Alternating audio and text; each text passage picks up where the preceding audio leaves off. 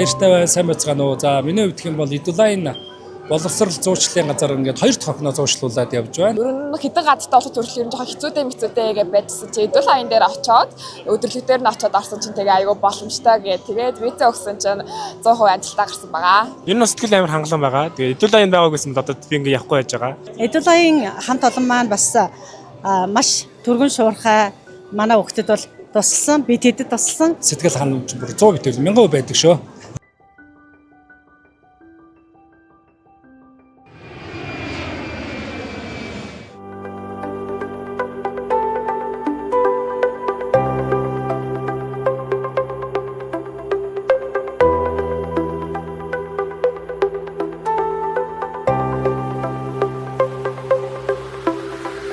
Сайн Идулайны Солонгос салбарын зөвлөх байна.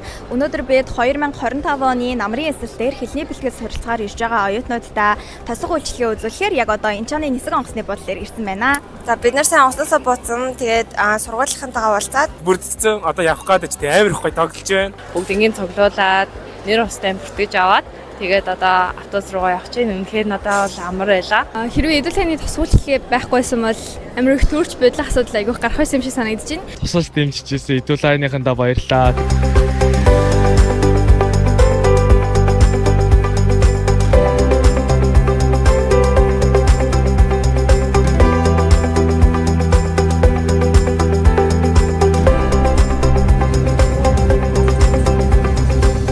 Сүүл хатнаа гэдээ ирчихсэн. Үрсийг авсан. Автобусандаас одоо сургууль руугаа танилцах явж байна. Уул нь бол бодохтой ингэж юм тухтай байна гэж бодсонгүй автобус гэхээр тэгсэн чинь одоо ямар ч айгүй гоё. Хүүхдэд хүртээмжтэй олон автобус гаргаж өгч тогтоо явуулж байгаа баярлаа. Өнөөдөр манай Идулайн компани тосгох үйлчлэгээд хамрагдсан хамгийн сүүлийн ээлж байгаа оюутнуудаа сургуульд нь хүлээлгээ өглөө.